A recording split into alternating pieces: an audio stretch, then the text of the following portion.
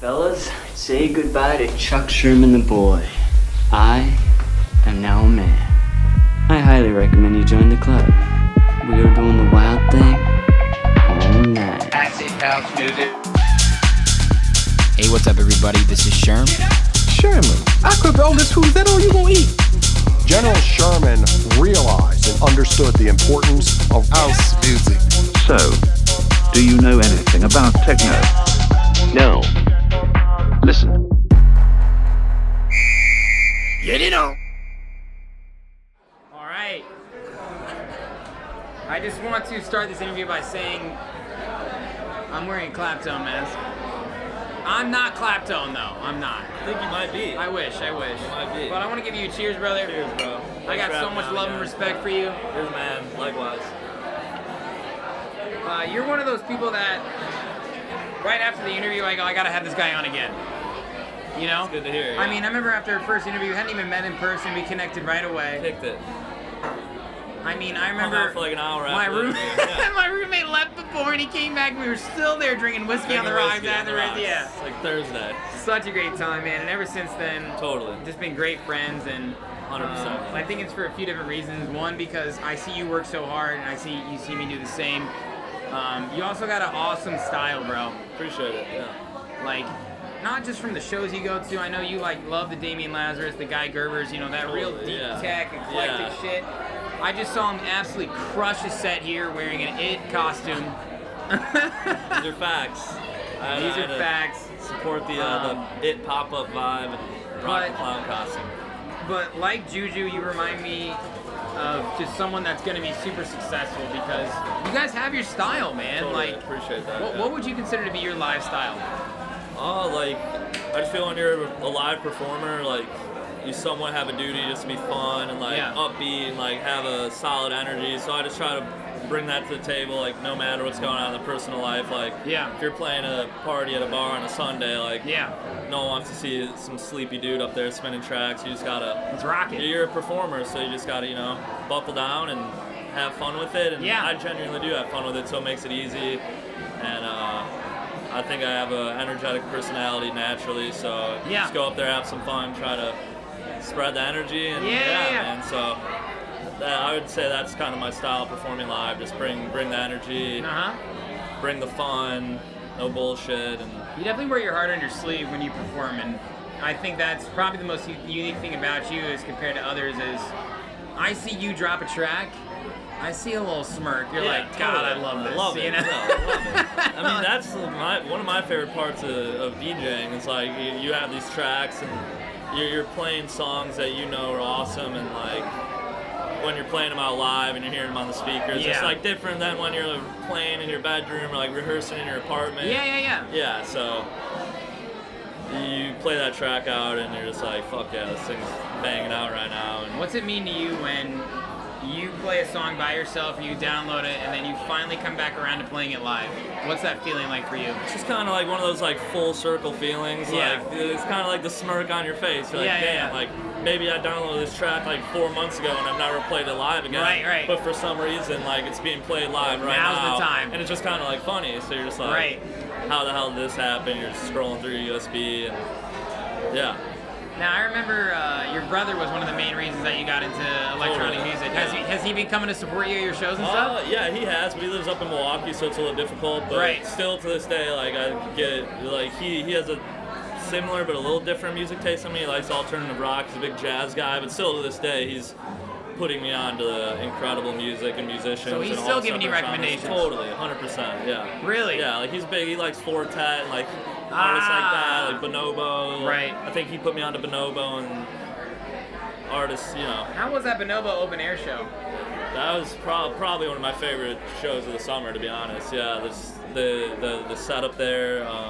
Sonidos is some new company in Chicago I never heard of. They did like the stage and the production, and they had like little art installations in the crowd, like in the field. Right. Yeah, it was great. DJ Boring opened up, which was super awesome. I haven't seen him before, and Bonobo always kills it. So yeah, what do you think? Beautiful day. What's the best part about Chicago right now? You think in the house music scene? Honestly, no. Kind of ironic name because the name of the event today, but definitely like the community. Like it's such like I feel like it's a little misconception that it's, I don't know, just like the Chicago community is super tight-knit. Like, once you get to know people, you're seeing them over and over again at all these shows, and you really become, like, genuine friends with them. And I think it's, like, super unique that we have a, like, super tight-knit community of, like, up-and-coming artists. Like, you, especially in your position, have obviously met a lot of them. And there's always, like, mutual friends and connections. You go somewhere and you're at a show and you meet an artist or an up-and-coming DJ. It's almost guaranteed they're gonna know someone that you also know or have like hung out with or worked with. Scene. Or small scene, and I love that. And I like how a lot of venues like Spy Bars recently done a lot of upgrades in their venue, and they're like, putting money back into their facility, and got that new Radius venue opening up. So just a lot of exciting things. That's gonna be big. Yeah, it's just like people are really like putting the work in, putting the money in, putting the time in to make the scene better, and I think that's take it further. I agree that people reinvest in Chicago. Yeah, exactly. All the time, and whatever it might be, like with my podcast, with the venues, with the artists, everyone's looking to give back. Exactly. And I've said it almost every interview so far. The more we give, the more we get. Exactly, 100%. And the more the city gives to us. 100%. I mean, there's so much rich history of music in Chicago. Totally. People forget about the blues history here. Totally. Of course, house music is like the home of house music, but I've always said, this steady incline. Yeah. We're seeing that so much more now with the gap of mainstream and house and pop, and it's all kind of coming together, right? Totally. Like the James Hypes of the world. Yeah. The, Calvin Harris and Alesso's playing house sets. 100%. Chris Lake being on the radio, the Fisher, of course. Yeah. Chicago's always been doing that, man. Totally. I agree, yeah. And, it's a city, like, you might live here and take it for granted, but at the end of the day, it's a world-class city, so. I know. Sometimes I'm like, oh, man, I gotta move somewhere else. I'm like, dude. Like, where the hell do I want to go? Why do I want to go? Yeah. There's so many great things going on here. And I think, honestly, not to get into the weather conversation, but... Totally. Bro, it's a school hard knocks here in the winter, and people still go hard. Dude, yeah, and, like... That's something, like, this summer, I think my last interview, I told you I was working on the track, and I wanted to have it out in July, and, like... Summer comes around, I'm traveling, I'm going to shows, I'm doing all this shit, and I get distracted from that. So, like, the winter and the cold weather is, like, kind of a blessing in disguise. So you really hunker down. Like, it's true. I've been working on this new kind of, like, deep tech minimal track that it's probably, like, 50% complete, and it's definitely my favorite production I've worked on today. Really? That I'm trying to have out, and, like, I didn't really get around. I started it maybe in, like, around when our last interview was, but I picked it up. I think I was texting you, like, a couple weeks ago, and I've just progressed it really well, and less distractions when the weather turns and whatnot. Yeah, that's true. Yeah. Gotta accept the cold weather to hunker down and get some shit done. You do, man. You do. And it's like, we all still work, It's like, everyone, like, people are like, man, it's so cold in Chicago. It's like, yeah, we fucking know. Yeah. Like, I work, so, like, when it's summertime, it's hard to, like, work, try to have fun, travel, and, like, buckle down in the studio. It's a lot, so, like... Yeah, of course. It's good to have the cold weather, the change of the seasons, to where... it's a Wednesday night after work, and I don't feel like I have to go hit the happy hour because it's fucking 80 degrees and sunny out. I can go back to my bedroom and hang out and work on music. Yeah. We have a short period of time. Who are some artists right now that are influencing you musically with your sound? Definitely Damien, for sure. A lot of the Get Lost artists, like, I'm a really big fan of Damien, so I'd say Damien, Josh Butler. Yeah. Big Josh Butler fan, and this artist James Dexter's little. Yeah, so they're all kind of like, since our last interview, I think at the time, like, I was kind of in a lot of, like, the poppy tech house recently, and obviously you go through waves like that, but recently I've been into, like, a little, like, deeper, like, minimal tech, kind of, like, darker, like, so that's kind of where this track that I'm working on right now kind of has that vibe for sure. Now, when you're working on your music in the studio, do you listen to a Damien Lazarus song, or, like, what about their music do you incorporate into your own? Yeah, I'll, like, listen to some of my influences, like, as I'm working on the track, and, like, rotate through some of their songs, just kind of listen to, like, the more so to just follow the structure and, like, the composition of the song, and just, like, see how they organize it, and Yeah, totally. I'll definitely like have some tracks on when I'm producing. Just For sure. And it's a good way to kind of like break a writer's block too. Like if you're like stuck and you're sitting, you're frustrated, just sit back, listen to some tunes for 30 minutes. Absolutely. Refresh yourself, get a little inspiration. I totally agree. You Get gotta back to it, I yeah. like to listen to like a skeleton of a song, or I like to listen to a song and go, okay, here was the phrasing, here's how they built it up, here's what they use. You know, it's not making it the exact same, it's learning from others who are Totally, doing yeah. it, right? Yeah. I mean, dude, that's how the fucking best of the best do it, right? Like, Yeah. there's this guy, well, everybody heard of Tony Robbins. 100%. Tony Robbins read the autobiographies of successful businessmen and world leaders so that he could think like them. Yeah. 'Cause they're writing like they think, right? Yeah. And it's the same thing with music production. We listen to a Guy Gerber track, Yeah. and I'm like, all right, I may not know the exact plug-in or how he automated this track, but I do Totally. know what he was going for. Exactly. Right? 100%. So it's that whole idea, man. But Yeah.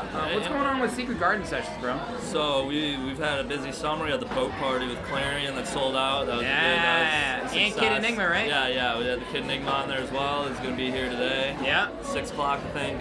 Yep. But yeah, we got the Halloween party at Arbella November 1st. Awesome. RJ Pickens, myself, Andy Gresh, Charlie Rocco, C-Train, Yep. Spenny, and Nick Ranieri will be playing. It's at Arbella's new space. It's gonna be super awesome. Me and Andy went there on Friday to check out the new space. They got a Traction Sound System, which is like a new Nice. sound company Yeah, out I in heard- Madison. It's I've like heard a of local that. company. Yeah. Super crisp in there. The space is really awesome. So looking forward to that.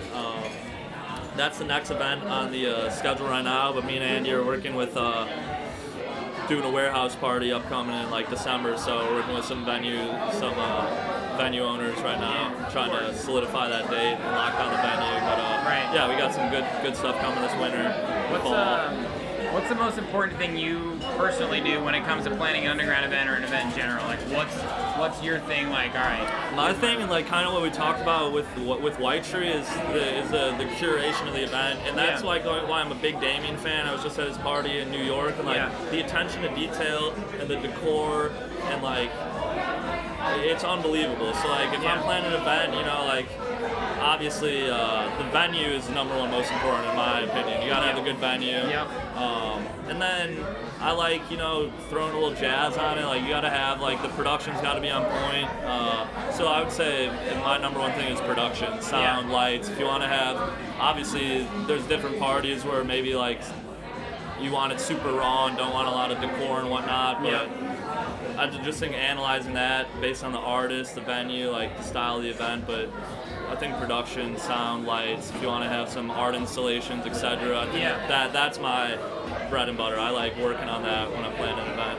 I mean, it sounds like you create the integral experience, which is what people talk about after, right? Totally. I think the key to a successful event is what's going to make people talk about it right 100%. when they leave, to the next day, to the next week. Exactly. You know? And that kind of ties into what I was saying when we started the interview. Like when I'm performing, like you want to be fun, you want to have energy, you want people to be like, oh, that was fun. That guy was like having a blast up there. Right. Same at the event. They want to leave. You want to have them talking about it. You want to make sure the people who are coming to see you or your event are happy and having fun. Like Absolutely. That's the key. Yeah. Absolutely, man. Well, I want to acknowledge you real quick again for everything you do for the scene.